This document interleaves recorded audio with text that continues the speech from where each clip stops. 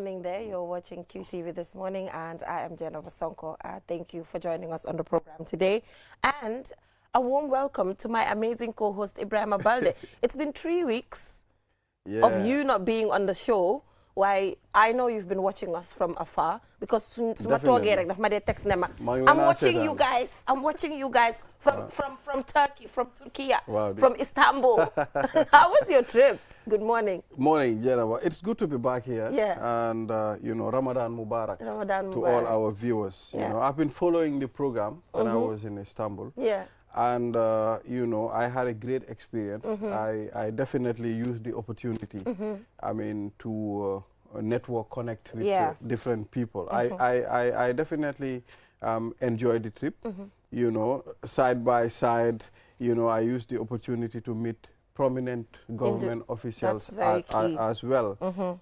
When you go out to these countries, you are not only going out to enjoy, but you are also going out to sell, the name of your country. Right. And you will be surprised to know, I compared how those countries regard journalists and how the Gambia regard journalists. I think they have more respect for journalists out there, because when I met the mayor, he was excited. He was so excited to be interviewed on a Gambian television. Look at that. And you can see when I hold the mic in the street going out, how people feel so happy to interact with you. For you to talk to them. Wow. So it was a great experience, and I believe this is something that is going to stay with me for a very long time. Oh, that's so nice. I enjoyed dañ la planalon dara nak dañ planon dajala sa natali wone la li nga doon def ci snow bi di jël snow bi di ko for jël snow bi di ko for di kon lu nekk la def let's introduce our newspaper review guest. Said Mati, welcome to the program. Thank you. Kii daal lu ne la def bu nekkee it's your first time to see snow, you have to utilize it. Wow. Bu nekkee yàlla soo ko musuta gis nga gis ko benn yoon xool ko bu baax loolu la gaay wax du loolu la gaay dee am naa ne daal snow bi daal bàyyit snow bi def na fa lu fa mën a dee and everything jamante nañ de te sanse na tamit da nga pareel sa trip bi nag naka yaa sanse sanse nga de masha Allah waaye xam nga da nga ko war a yëg da nga ko yëg am nga ko you cannot just feel ne ok dama tukki rek nga tukki waaye da nga war a tukki nga yëg from the airport fit to boo wàccee to hotel bi to everything. No, Balde am nga trip bi. No, yëpp plan la rek. Yëpp plan la. Thank you for joining us, Said Mati, and Ramadan Mubarak. Ramadan Mubarak. It's always a pleasure. Always a pleasure to be here with you guys. Yeah. So how naka nga nekk di dundee sa Ramadan bi?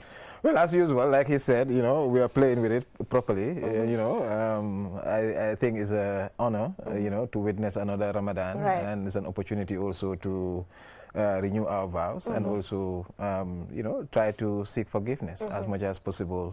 And also just to reset, our trajectory and hope that God accepts our prayers, all of us, and continue to bless the country, bless the Gambia, and bless every one of us. Yeah. So due to time constraints, we'll just head right on to our proverb, which is every woman is beautiful.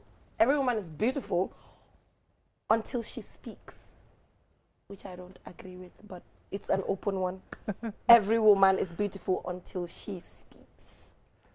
Ibrahim, Said Mati? Well, from my understanding, it's telling you it's not about how beautiful or how you look. It's about how, what comes out of you, how beautiful it is. You understand? You can see there are people that externally, outside, they are beautiful. But when they speak, you feel disappointed because you were not expecting. So it goes beyond beauty. It goes beyond, what you see outside. It's telling you how connected the brain and the tongue is. You understand? So it's important for one to think before you start talking. It's telling you there are instances whereby when you speak, it determines whether people should regard you at high regard or not. So it's more than beauty, Yeah, for me, I also think perhaps it's a I don't know whether the term is irony or not. Yeah, just saying that, okay, every woman is beautiful except she speaks, is that perhaps women's voices are not accepted in society in that way. You know, we talk about it in this way, but when they speak, then we start finding fault here, you know, here and there. Well. So maybe perhaps that's the way I see it, you know. Well, maybe I might be wrong as well, but the moment I saw this, I don't know if it's a proverb or it's a quote, I'm not sure. It's a proverb. Okay, every woman is beautiful until she speaks. I don't even think this is a proverb that we should encourage for the young ones, because you know the proverb you have day jangal. So ko waye hale mu magale proverb bobu lu munti def su ko remember is good. But for me, let me land. Every woman is beautiful until she speaks. To me, it's one of those proverbs or quotes nga xamantene mu ngi undermine jigéen. For example, sometimes jigéen dañ dee wax ne oh dafa nice de, oh dafa smart de, waaye su ubbi gémmiñam bi wax rek nga bugg a daw génn because dafa bari problème. For example, ñu categorize the as ku bari problème, ku bari wax. Sometimes daf day fekk yow yaa ngi stand pour sa right. For example, in a patriarchal society as like Gambia, jigéen góor su la xoolee yenn bët yi o def la lu mu war a def rek nga stand sa ground wax ak moom dañoo ne oh dafa réew xamut boppam kii di jigéen bu baax ñu randal la fële. So in our society, sometimes due to patriarchy, no lañ dee viewee jigéen. I know waaye gis nga proverb bi tam soo ko seetee. xam naa ne mënoon nañ ko frame in such a way. Fekk they didn't talk about only the women. Okay. You understand? But you can say every person is beautiful until when they speak. Exactly. You understand? Why man woman lañ wax. Woman lañ wax. Loolu mooy problem. So the moment you in the woman, then there's a gender issue. Why it applies to every person, not only the women. You know, there are also other gentlemen. You think they are gentle, but when they speak, you'll be like, no. Okay, so. So there's a literal and, you know, another meaning embedded in it. So, and this is why I love about Proverbs. Sometimes it's just for lessons. You have people can pick up. You know. Yeah, so we will just go for a short break, and when we come back, we'll head right on to current affairs. We have a lot to talk about. The second reading of the 2024 draft constitution. International Women's Day was on Saturday. There's just a lot happening. We'll be right back to discuss these. QMoney is back again with its easy-to-use, secure and convenient mobile app that allows you to carry out all your transactions. No matter where you are or what time it is, you can always access your funds. With the new QMoney app, you can cash in and out, buy credit, buy QPower, shop, make payments, and so much more. You can also send QMoney, pay bills, receive international remittances, and transfer cash to others. Just download the app from your Play Store or App Store and get started. For more information, call customer care on 133. QMoney, Sinu Kalpe. We innovate, others follow. QMoney arti webi na fitora gol no yawi te non kadi no moƴƴi QMoney a wawa wadde piiji ɗin fow kala ko wonɗa wattu kala a wawa hendade mbuuɗi maɗin e o QMoney app kesong a wawa nattinde mbuuɗi ma ɗum yaltina soda credit soda QPower soda ko falaɗa te non kadi wawa hen yoɓude himɓe e ko heewi ina wawi kadi nuldude QMoney yoɓa bilji maɗin te non kadi hendoɗa mbuuɗi ko yaasi nulda himɓe kadi mbuuɗi fi nafitoragol ɗum no weeɓi yahu ka Play Store ma ɗum ka App Store fi wawa fuɗɗade fi heɓugol hen ko laaɓi noddu QMoney customer care e 133 QMoney suñu kalpe minen udditi laawol ngol si woɓɓe jogi.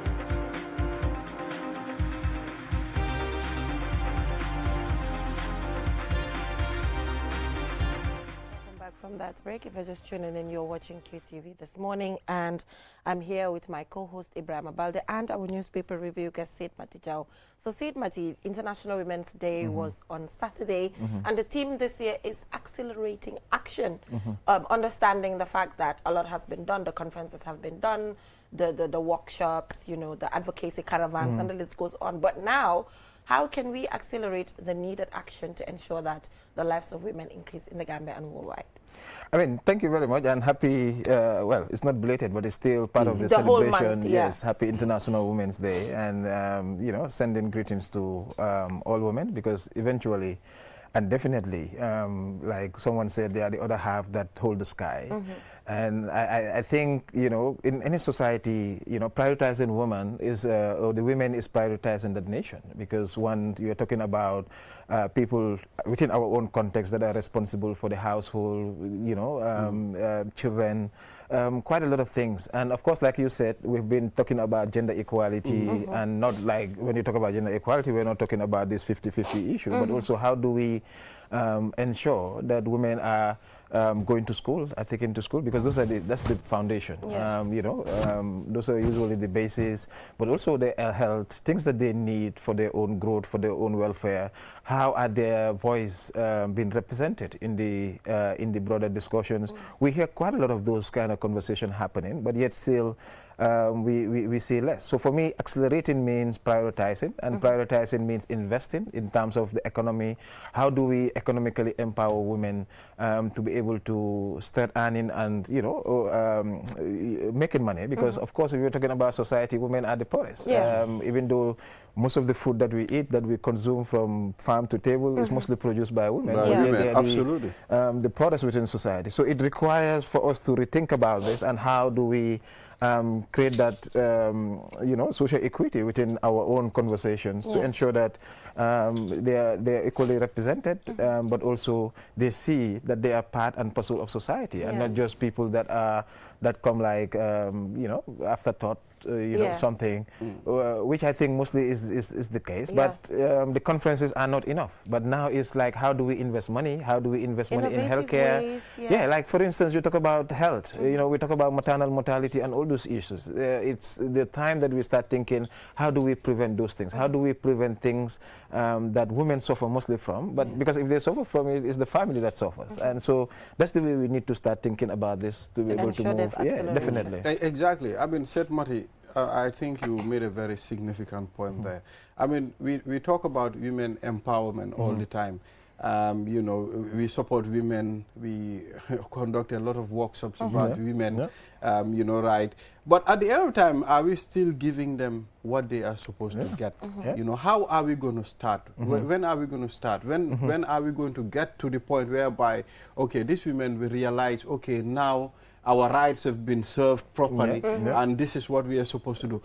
When are we going to move away from the talking and we do the action? That's no, for me, at some point, we need to make a case. We need to make a case for girls, and I think that's where the starting point is. Because today, quite a number of girls, if you look at the curve in terms of education, for instance, you see that from primary to high, you see more women, but by the time they get into tertiary education, then they are away. And why are they away? Some marriage, and when you start marriage, you start family. And sometimes that keeps certain women in poverty, in the cycle of poverty throughout. But also, we talk about a lot of, for me, even whether you go to school or not, there are ways that we could create opportunities, financial opportunities for women to, those issues. But quite a lot of things, sometimes I feel like our society goes back, like instead of progressing, we're regressing, especially, in terms of women rights and women issues, which are human rights as well. But we need to have those kind of investment.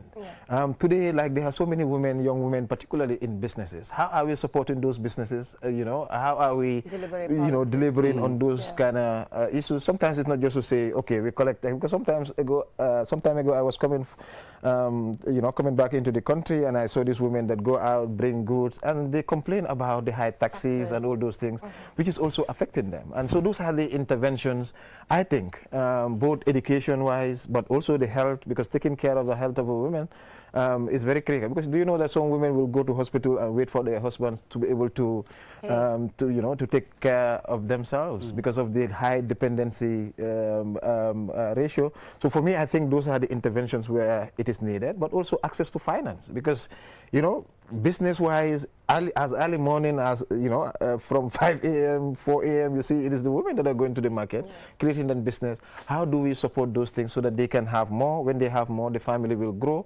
And those are the kind of interventions that I think when it comes to women empowerment, I mean, Gambia is not alone, going through some of these problems. I mean, I had the opportunity to interview a professor. He's from Indonesia, I mean, the other time. And I asked him, okay, you presented a PowerPoint on women empowerment, and he said, okay, we have been facing a lot of issues in our country when it comes to women, especially women accessing finance. You can see how most of these societies think women should just be married, you go take care of the family, you know, without even considering the need of these women. So you can see how most of these people too are working very hard to make sure these people, they have access to finance. But Balde, you know, taking care of the family itself is the development of the society, because our society starts from the family. And if the custodian of the family is not well taken care of, that family, you know, there's a high likely that problem will come from that family. And that's why, you know, sometimes, you know, even having a plate sitting outside and selling, those are kind of ways of earning, because eventually that money goes back to the same family. So sometimes, you know, it's like sometimes men are so macho in a way that, okay, we want to do it all, we want to be the ones, you know, all over. But sometimes you need the helping hand, and it's a partnership, and that partnership must be there, because eventually it is the children that are most important in such settings, and therefore if the woman is in charge of that, it's important that you start you know, doing that. But here, access to finance, usually when you talk to women, it is access to finance that is preventing them from participating in the political process. It is access to finance that is also preventing them from earning business. But of course, you talk about access to land and all those other issues, which are also so moving part of the process. Due to time constraints, we see Batambedo's bid for the ICJ candidacy. We've seen support coming from everywhere. The National Human Rights Commission. We've also seen the Gambia Bar Association. We've even seen Madi Jabate as well, with his organization also supporting his bid. What's your take on it? Well, definitely. I mean, you know, we know Ba, you know, from the transition. I think his contribution in the transition, particularly with the setting up of most of these things that we are talking about, the TRRC, you know, CRC, quite a lot of the transitional justice project was under his watch. And I think, you know, to a large extent, that kind of repositioned Gambia and its seriousness in terms of transitional justice, especially the setting up of the National Human Rights Commission. So definitely we wishing him well, and that, I mean, definitely it is also important that it also shows that Gambia is not just quiet, but can be also there at the you know, at the international level. And he has the qualification, the experience, and I see no reason why he shouldn't be supported. And I'm happy that he's been nominated by the country. And these are the things that we need to do. Work is not just about you being a Gambian. Working is not should be only about Gambia, but it should be also how do we share our values, how do we share those things outside. And I think the fact that also in the international system we don't have a Muslim there, and I think this is also one of those opportunities where we could also you know, capitalize on that, and hope that he definitely wins. We hope so. And also the second reading of the 2024 draft constitution has been postponed to June, allowing probably parliamentarians more time to read properly this document, which, you know, there's a conversation around that. Do they even, you know, take their time to actually read the document carefully, you know, or is it just based on this is what my party leader suggests for the draft constitution, this is what I have to follow? You know, that conversation is also there on the table. Do they read these things, or is it based entirely on party A or party B thinks that this is what is supposed to happen? I mean, I think clearly, I mean, it's not a hidden secret that this 2024 constitution or bill has been mad in controversy. You know, even the public, if you ask them, they tell you that it's a one-man constitution, or they tell you because the International Idea Chambers, he came to Gambia and met lawyer Usainu Dabo and President Adama Barrow in a closed-door meeting to discuss this. Yeah, because, I mean, at one point I said it required consensus, because constitutional building is not a one-man or it's a one-party agenda. I mean, and I think, you know, what people usually complain about is the lack of consultation. And of course, I think pushing it will give that opportunity. But also I saw in the newspapers today also that it has been also withdrawn. So those are things that are very critical, because what the public are saying also, they wanted to be consulted, you know, to know what is there. Because recently my team has been going around the country also, and these are the things that you hear from the community. So I mean, at some point I said that there needed to be a consensus between these two political parties for it to get to the second stage, so that people can have that kind of opportunity to be consulted on it before the National Assembly members make their own decision. But if it is delayed and withdrawn also, it requires that, you know, we go back to the table and see what is the best way to move ahead, because definitely the country needs a constitution, and we all agree on that particular point. But where we disagree is on the process of this one, and people want consultation, and I think this should be an opportunity for those consultations to take place. Yeah. Also, we've seen how Gambia is moving towards privatizing, you know, certain either institutions or entities or properties that exist. For example, the port, you know, for 30 years it will be controlled by Alport. And also we've seen a suggestion by the Minister of Sports, Youth and Sports, that Friendship Hostel at the Independence Stadium in Bakau is also going to be leased to a private institution to handle it, because there's over $30 million that is required to ensure that it's back to normalcy with its operations and all of that, and government is not willing to step in there, so they want to privatize it. So what's your take on that? You know, there's a lot of talk, we are privatizing a lot of things, but also, what do you think about the fact that these institutions have not been working when they were in privatized, and now that they're going to be privatized? What's the balance there? You know, at some point, you know, we have to make hard decisions sometimes. Okay. You know, especially friendship. For friendship, we know, you know, clearly, like when we were young, it used to be the place to be for many young people. But at some point, you know, it just died a natural death. Because it also shows that, you know, we treat this institutions that bring money for the state, institutions that bring money for the government, we treat them as like public properties. We don't look at the business angle to it.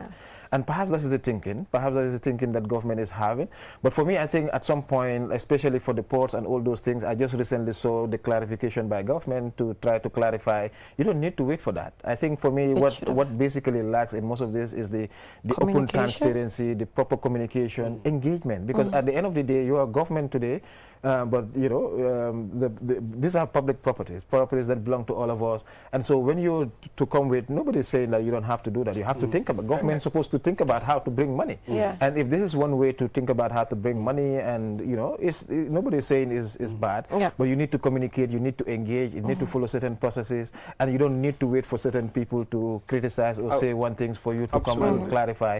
So for me, those are the instances where But are you okay with the privatizing as a Gambian you know, citizen? I don't have much information about business, so I don't want to say I am okay. But generally, privatization. Yeah, like sometimes when you need the money, you don't need the finances, you need to look for that. And I think that's why they established the public-private partnerships. Those things are needed.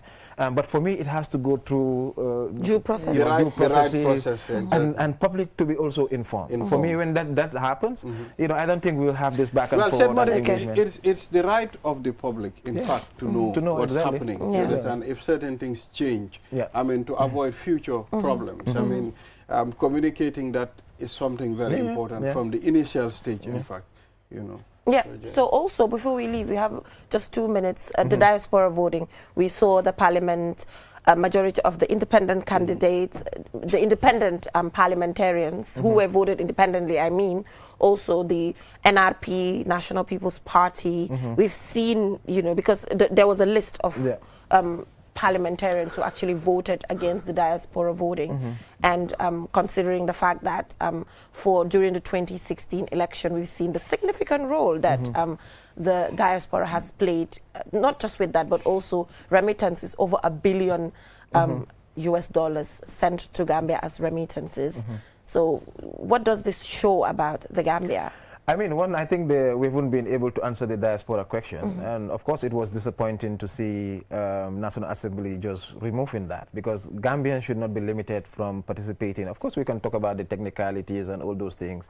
And yesterday I heard someone say it's not the business of Parliament to look at logistical issues and all that. That's the demarcation and all those different stuff. Should be the duty of the person responsible for IEC. What Parliament needs to do is to say, okay, Gambians, you are Gambian, you have the right to vote. So we are making that, that you have the right to vote. And IEC can think about the logistics, how much it costs, and it goes back to Parliament. And Parliament say, okay, you know, yes, go ahead. Because Gambians have to do, because those are the powers that they have. But I think we need to answer the diaspora question. And sometimes for me, we did a survey with Afrobarometer, and 70% of Gambians believe that those with dual citizenship, particularly the diaspora, should vote. But of course, the debate is also on whether they should also be representative. They should be representative, and you see that people people are divided on that. But I think there should be an opportunity because they're still considering the bill and it's not too late. I think the National Assembly can go back and then rescind that decision to also ensure that they are not creating any limitation for any Gambian, whether you are here or outside, to participate. Because some of the issues that they were discussing are technical issues that could be looked into and then, put properly. And of course, this bill is not also about only the diaspora. It's also the election bill. And so the election bill, how do we make our election better? How do we make it more participatory? Those are things that we need to, discuss. And I hope that because of this issue, people will start paying attention to what the bill is doing within the parliament. Yeah. Due to time constraints, thank you so much, Said Mati, for joining us. We'll have to leave. But Ibrahima, before we leave, we're just sending our condolences to our sister television station, which is Star TV, because on Friday we saw what happened with Sanyang, who was a sports reporter at Star FM, very young, died in a car accident, and we are sending our condolences to Star TV and the entire media fraternity for that very great loss, and also praying for his family, Yala Melon Holimun, because the fact that he wasn't sick or anything, and that early morning, Julie Fajar Bapare, Julie Fajar Bapare, he was rushing to go and, present his show, and then he passed away. And everybody has described him as a person who's very passionate and dedicated to his work. So family, because they are going through a hard time. Exactly, they are. And I saw that there's a GoFundMe or something that they've created because he has a very young family. So if anyone is willing to support, you can just go online or engage with his former employers to actually know how you'll be able to support, because he was a breadwinner with a very small family, and we hope that they get the required support that they need in these very difficult times. So from that, we'll go for a short commercial break, and when we come back, we'll be joined by Imam Usman Jah, who'll be talking to us about, the spiritual benefits of fasting. We'll be right back. Imurundana nekoteke anila ni mobile app sone yaringo alanna yata ndu ise kuol bekeno ibeda woda wati ise munafano ila kodola anin kiumani la mobile app kuto ise kodo dundino ye kodo fintinde ise credit ko sanno ye kiu power sang ye fengol sang ndu fanan ise mol jono anin ku jamalu ise kiumani kino yela bilol jo ndu fanan bantala banko se kodo kiyeno ise kodo fanan kino do kotenge kurke munafanyina a download sign Play Store anin App Store ni laftaka kusena ngosotoje Q-Money customer care commandi 133 Q-Money suñu kalpe ntolle nga silo walang dole mol noma Q-Money delsina ak sen mobile app bu bes bi orna gawna te it mun nga ko jëfandeko pour def ci lo bëgga fo mun di ne watu bu ne mun nga jot sa xaalis ak Q-Money mobile app bu bes bi mun nga dugal xaalis génné xaalis jënd ci crédit jënd ci Q Power jënd lo bëgga ak yu bari mun nga ci yone Q-Money fay sa bill si jot xaalis bitim réew yónnee xaalis ci noo ko bëggee looy def yombana downloadal app bi léegi ca Play Store bu dul loolu App Store pour nga door pour am si lu leer koolal Q-Money customer care si 133 Q-Money suñu kalpe ñoo xaali yoon wi ñeneen toppa QCell's Q Prayer and Q Ramadan service reminds you of your 5 daily prayer times and the start and end times for your fast. Simply send prayer to 331 to be reminded of the 5 daily prayer times. Send Ramadan or fast to 332 to be notified of the start and iftar time of fasting on a daily basis. QCell wishes you all a blessed Ramadan.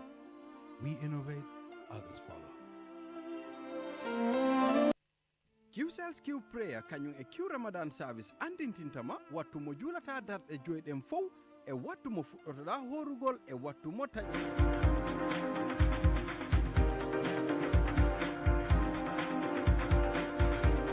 Welcome back from that short break. If you're just tuning in, you're watching QTV this morning. And now, Ibrahima, shifting our attention to the Ramadan. Today is the 10th day. The 10th day. Today is the 10th day. And the date is 10. Yes, so because we started on the 1st. Wow. So today is the 10th day of Ramadan, and we're joined by Imam Usman Jah. I mean, the far under. The far under, where would they be? Wow, the far under, modem smoothly. So we're joined by Imam Usman Jah. So Imam, Nyungla Dalal si program, and today we'll be discussing the spiritual benefits of fasting. The last week, we talked about the health benefits of fasting, and we were joined by Dr. Abubakar Jah, who was taking us through the health benefits of fasting, helping with a lot of sicknesses, feebar yu bari, especially ay feebari biir ak yooyu noonu ak lan lañ war a def health wise ak lu ñu warut a def. Waaye tey we're talking about the spiritual benefits, which is also key, because the entire reason why Ramadan it's the spiritual aspect, which is the whole worship that we get to do. Imam, ñu ngi laa dalal si programme bi. Bismillahir Rahmanir Rahim. Soxna Chinese ñu ngi laa nuyu. maa laa fay. moom Chinese la léegi. waaw Chinese laa de. di nuyu Mr Weltare. jërëjëf. moom Guinéen la waaye daf ma bañ a invite nag ci programme. Imam kii dafa demoon Turkey de. tey la ñëw mbaa indi na la dara. Istanbul la jóge. yëguma sax ne dafa demoon mu ngi Istanbul 3 weeks. 3 weeks mu ngi Istanbul. Imam dinañ gisee. non xëy na dañoo gisee gul rek. gisee moom nag. mu ngi ñib see lu bëri Imam. non Imam dinañ gisee. gisee la kii na la kii nuyu Imam kii daf la war a nuyu. kii kay fi ne loxo ma ngi ci glace. loxo ma ngi ci glace. Imam bu ko faale. moom fi ne nii affaire am baax na. waaw ñu ngi nuyu ñi ñuy seetaan ñëpp. di leen sant bu baax a baax wax dëgg yàlla ci yitte bi ngeen am ci réew mi ak ñi ko dëkkee wala sax àddina bi ak ñi ko dëkkee ñëpp nag su ma ne ñi ko dëkkee mooy mbindeef daal moo xam lii nga wala lële nga yéen daal mbindeef moo leen yitteel ñu ngi leen di sant bu baax a baax di leen ñaanal suñ borom subhanahu wa taala mu dëgëral seen taxawaay. waaw so Imam fu mu nekk nii ñu ngi wax about the spiritual benefits of fasting comme ni ma ko waxee last week wax nañ about the health benefits waaye léegi the spiritual benefits of nga nekk muslim ba pare nga fekkee weeri koor feebaruloo dara jotu la nga mun a oor ni nga war a ooree yan njëriñ la mun a amal as a muslim. bismillahi arrahmani arrahim wa sallallahu wa sallam ala sayidina wa nabiyina muhammad wa ala alihi wa sahbihi wa sallama tasliman kathira. اللهم إنا نسألك الفهم والتقوى والرشاد maa ngi ñaan yàlla mu tàll sunu làmmeñ ubbi sunu dënn wan ñu li mu bëgg te dimbale ñu teg ci suñuy tànk am nga laaj bu am solo moom nga def nii tey lan la ruux di mën a jëriñoo ci weeru koor soo ko doon tëggaat ci wolof noonu nga koy waxee lan la ruux yi di mën a jëriñoo ci weeru koor ma bëgg leen a delluloo gannaaw tuuti rek ne yàlla bi mu bindee doomu aadama daf ko bindee ci ñaari component ñoom la boolante nit nekk nit mooy ruux ak jëmm moo tax su fekkee docteur Aboubacar ñëw na waxtaan ci lan la jëmm mën a bénéfice ci weeru koor dëgg war ngeen a waxtaan ci lan la ruux war a bénéfice te sax boobu moo waroon a jiitu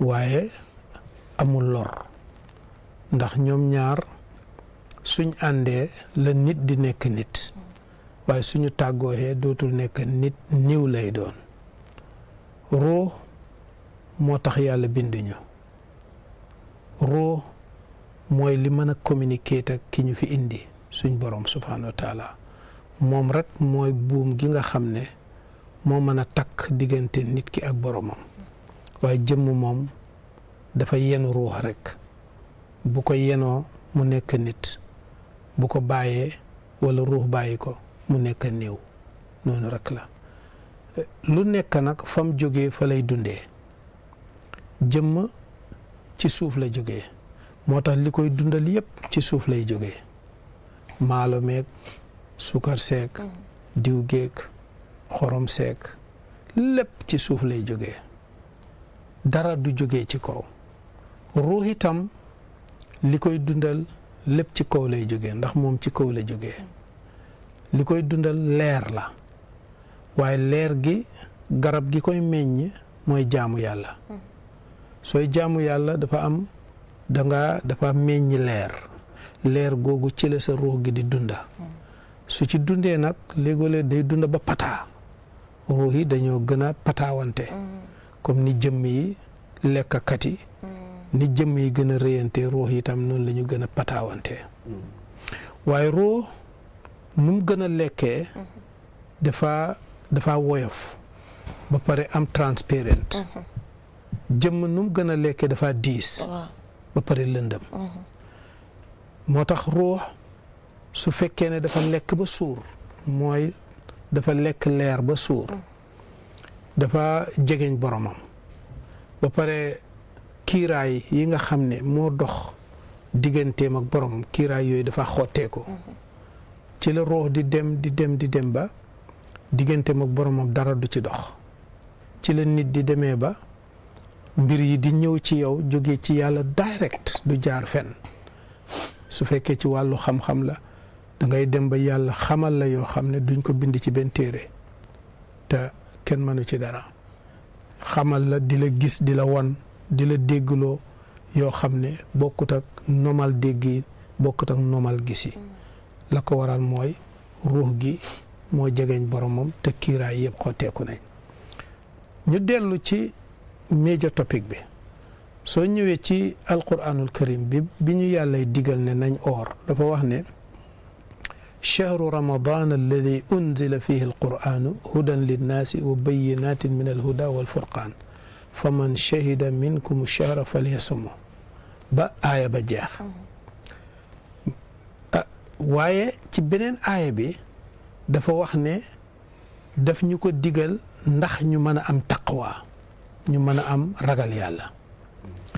ragal yàlla mooy dund yàlla maanaam nit ki suy woor mooy tax feebar ak obstacles yi nga xam ne moo doon karante ruuxam gi yooyu yëpp dafaa dem li ko waral mooy ruux noonam mooy biir waaw ruux noonam mooy biir yes noo gën a lekkee ba suur sa ruux gi dafay tayal yes sa ruux gi dafay tayal dootoo mun a tee jaamu yàlla bu baax waaw ku regg nelaw waaw da ngay nelaw doo mun a jaamu yàlla da ngay tayal so kon biir mooy noonam léegi nag suñ borom subhanahu wa taala bi mu buggee nag ruux mën a lekk bu baax a baax mu tere biir lekk waaw because biir mooy dëkkuwaayu seytaan soo xoolee biir moom mooy jox cër yépp liñ soxla nit su xiifee bëtam yi dootul leerati déggam dootul neexati loxoom bi dootul mënati lim daan man doxam dootul mënati because biir moo ko supply everything biir boobu itam moom mooy karante ruux su ko defee yàlla bëgg ci weer wi nga xam ne dafa bëgg ñu réhabiliter suñ boppa ndax feebar yi ñu dal dafa bare lool ci fukki weer ak benn ay virus mu ngi ñu dugga yàlla bëgg koo setal te ni mu koy setalee dafa am yoon mooy dafay sant biir mu limite lim daan lekk su limité lim daan lekk su boobaa ruux dana mun a nooyi waaw ndax fi ne li ko daan xatal obstacle yi daan nekk ci kanamam dafa génn su ko defee sa xel dootu demati ci ñoom ci yàlla lay dem ba mu des ki nga xam ne dafa amee feebari xol léegoo leen nit amee feebari xol maanaam spiritual feebar laay wax kooku lekk ak bàyyi lekk ak naan du yar biiram bi du yar ruuxam gi da ngay gis du lekk du naan waaye du tere dana xool lu yàlla bëggut dana déglu lu yàlla bëggut dana laal lu yàlla bëggut dana dem fu yàlla bëggut kooku dafa am feebari xol boo xam ne mu nga fa buñ war a faj la even weeru koor duhut weeru koor rek a koy faj waaye weeru koor li ko taxoon a jóg mooy dafa war a faj feebar yooyu because loo sàggan su ñu demee ba nga xam ne lekkatuloo naanatuloo loolu dafa feeñit ci sa yeneen cër yi because bu boobaa ni nga ooralee sa biir bi ci lekk ak naan noonu ngay ooralee sa gémmiñ gi ci doo because or jaamu yàlla la def lu neex yàlla la sa gémmiñ gi itam nga ooral ko doo def lu dul doo ci wax lu dul lu neex yàlla sa bët bi nga ooral ko doo ci gis doo xool lu dul lu neex yàlla naka noonu li des ci sa cër yi moo tax yonent bi sallallahu taala alayhi wa sallam wax ne man lam yada qawla zuuri wal amala bi fa laysa lillahi xaajatun fi an yadaa taamahu wa sharaba képp koo xam ne bàyyiwul wax ju ñàkk fayda ak jëf ju ñàkk fayda ci biir kooram ne jarul muy sonnal boppam di xiifal boppam di maral boppam amul njëriñ asawmu junna fa ida kaana yawmu sawmi ahadikum fala yarfath wala yasxab wa in sabbahu ahadun aw qaatala falyaqul inni saa'im mu ne koor pakk la day dox sa digganteeg lu ñaaw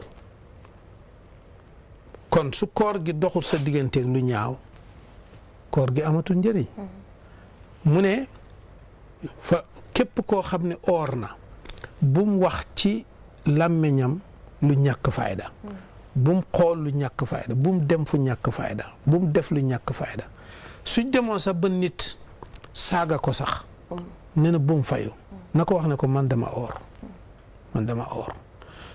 bum la dugal ci benn ay caaxaan loolu mooy koor waaye nit ñi tey understanding oor da nga gis ne even xikma wala wisdom bi taxoon yàlla ne ñu nañ xiifal suñ biir yi xiifal suñ pëy ngeen jéggal ma ci kàddu gi pëy mooy cëru góor ak jigéen bi nga xam ne ci la seen xel di dajantee mooy pëy itam dañ ko ooral dégg nga su fekkee ne nit ñi understandoon nañ lii konoon ni ñuy lekkee sax dañ koy xam waaye tey nit ñi su weeru koor jotee dañuy bugg a dara duñ manqué dara maanaam duñ namm dara mbooleem luñ daan lekk yëpp in fact sax dañuy lekk sax léegi lu ko ëpp waaw dañuy lekk lu ko ëpp maanaam tey su dog jotee di nga taaj ci taabal ji loo xam ne óor na la óor yaa ne mat na sa ñaari ndéew nga taaj ko soo paree nga taaj reer boo xam ne moo ëpp sa añ bi soo paree nga dem ba reer wala nga xëdd nga taaj loo xam ne moo ëpp sa reer bi dóor ba nga xam ne da ngay diis sa yaram bi diis nga teyal gummantu di nga maam doo mën a jaamu yàlla even su fekkee ne sax ndogu nga noonu ba suuree noonu naafi la sax yow dootoo ko mën a te loolu taxutoon ñuy wax koor gis nga li ñuy tooñee nit ñi tey ñu gis la tey nga sonn ñu naan diw sàngam dafa ragal koor mel ni loolu dafa aay diw sàngam dafa ragal koor nanga man loolu moo tax a jóg koor suñ la gisee dafa war a feeñ ci yow ne yow da nga sonn yow keneen nga ki nga nekkoon démb ak kii waruta nekk benn waaye dara warta ceeñ te loolu moo tax a jóg yàlla yes waxuñ nag for exemple nit koo xam ne dafa ragal xiif ba nga xam ne su ooree duhut sax coono bi waaye mental yi dafa xelam mi day aju ci lekk aju ci naan aju ci yeneen ba nga xam ne so dafay yërëmtalu imam waxuñ kooku su dog jotee ku mel ni ndaween ñi sant ndaw ak sowen ñoom yàllaay seen buur yaakamti affaire si amoon na time comme boo dogee waaw dañ dee bugg a naan ndox bu bëri oo nga lekka lu ko dat loolu tam am nga yooyu itam waaw xam naa ne am sure ne docteur Aboubacar wax na leen ci dara wax na ko dafa ne moom bu ñu fi ñëwee wax na ne sa lekka bi da nga ko war a def in portions parce que small portions te gis nga naka jekk waaw ñun lépp lu ñu gaañ bépp feebar li ëpp ci feebar yi feebari mbàq la duma jànguma mbiri docteur de waaye istiqra maanaam ku dund yàgg a dund di yàgg a seetlu dana am lu bari loo mën a jàng ne li ëpp ci feebar yëpp cosaanam ci mbàq gi lay doon te docteur ja bu mu ñëwee tamit confirm na loolu because ulcer yi gastrique yi gases yëpp moo tax yonent bi sallallahu taala wa sallam su fekkoon ne xam nañ ko moom yonent bi te di ko déglu tey topp lim ñu wax konoon feebar yëpp duñu daal te ma jox la benn secret mboolem feebar yi ñu dal yëpp ñun ñoo ko teg suñ bopp yàlla tegul ñu ko ñun ñooy créer feebar ñun nit ñoo koy créer di ko def suñ bopp su ko defee boo ko créer ba mu ñëw nag ci àddina dafa neex ku gane si dootoo bugg a delloo mos nga fee gis feebar bu ñëw ba pare delluwaat mukk ñun ñooy seet léegi kay ni ñuy def ba dund ak moom waaw léegi yonent bi sallallahu alayhi wasallam mu ne nit day xaaj biiram bi ñetti xaaj ci wàllu lekk benn xaaj bi mu ne nga def ko lekk benn xaaj bi mu ne nga def ko naan benn xaaj bi nooyi gis nga su fekkoon ne ñiy lekk yëpp nii la ñuy lekkee duñ am problème yonent bi sallallahu alayhi wasallam waxal boppam ne nahnu qawmun la naakulu hatta najua wa ida akalna la nashba ñun aw nit lañ woo xam ne duñ lekk mukk fee xiifuñ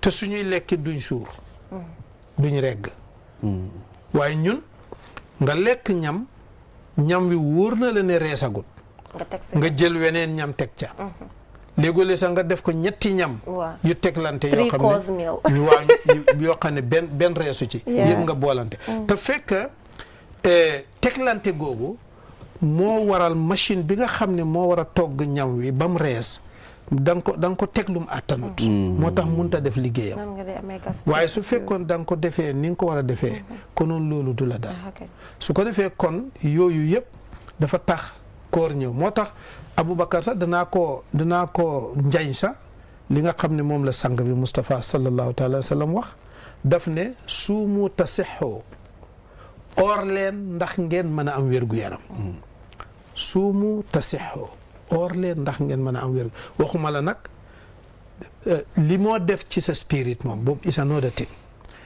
nit ku nekk na ko tesal boppam nga jël weer wi nga dogu ne man weer wi lépp lu naqari yàlla duma ko def te lépp lu neex yàlla dama ciy ne sa kemtalaayu kàttan moo xam ci ay julli moo xam ci ay jàng alquran moo xam ci zikrullahi moo xam ci toog ci géew yi nga xam ne fa la ñuy defee loolu guddi loo mën ci naafila nga def ko doo dugg ci ay kalaw-kalaw da nga koy yëg ci sa yaram da nga koy yëg ci sa ruux ne am nga yokkute ci sa bopp waaw Imam dafa mel ni 3 minutes moo ñu dese because docteur Dia bu mu ñëwee wax na about ñi nga xam ne waruñoo oor waaw ñooñu ñu ngi fa ñu feebar comme feebari biir yi nga wax ni mu ngi bari ñooñu waruñoo oor waaye loolu tamit foog nga dem si docteur bi digal la jox la autorité nekko da ngaa toog sa koor waaw wax na dëgg léegi kuñ dogal jox ko autorité bi kooku naka la war a doxalee weeri kooram dafa dépend su fekkee ne feebar buy séntu wér la waaw kon dafay leb su paree mu fay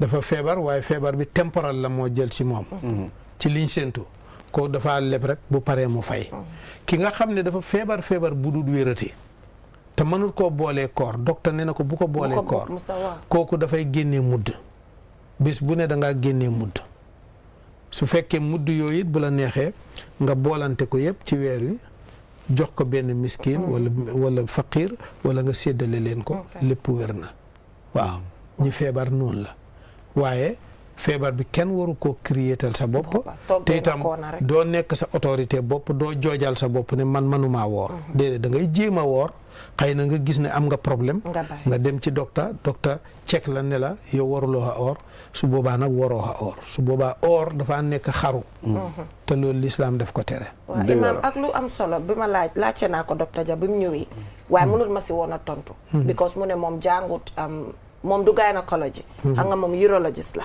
ak general medicine la jànga so mënut ma ko woon a tontu waaye ma bëggoon a xam islamic perspective bi ba léegi nag maa ngi ut gynecologist bi ma ko mën a laajte koo xam ne dina ma wax medical perspective bi waaye islamic perspective bi léegi tollu nañ jamono boo xam ne xëj na dafa am ñoo xam ne dañ dee bëgg a oor weer bi yëpp te xam nga jigéen foog nga gis sa période foog nga gis sa mbaax daal léegi mu am garab yi nga xamante ne boo ko naanee suma xutba gi passé wax naa ko waaw am na garab yoo xam ne boo ko naanee sa période bi doo ko gis nga bugg a wala nga bugg a dem umra suma xutba gi passé wax naa ko gis naa recently sa social media ku génn ne waaw dama demoon umra te bi maa dem umra dama am pour naan contraceptive pill bi nga xam ne dafa téye suma biir bi mënumaa gis suma période bi léegi loolu lan naka islamic perspective bi lan la suma xutba gi passé wax naa ko waaw man lépp lu jot jamono buñ toll li laaj yi nekk ci bopp yi man loolu lay xutba wax naa fa ne jëfandikoo contraceptive pour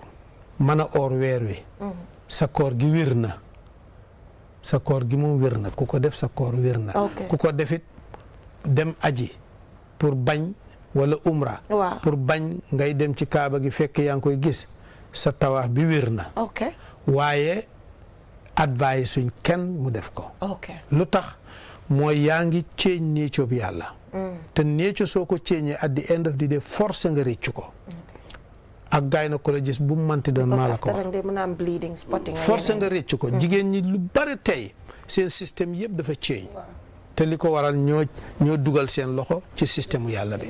Imam xam naa loolu leer na parce que time jeex na waaye foog ñu am more time on that because dafa bëgg a bari comme noo ko waxee sa xutba yi daf day based on jamono moo tax man mooy suma favorite imam xam nga dama la ko dee wax waaw moom mooy suñ parce que moo àndaa ñun di ñu wax ñu loo xam ne ànd naa suñ jamono so all right till we come your way tomorrow with another interesting program. Thanks for watching.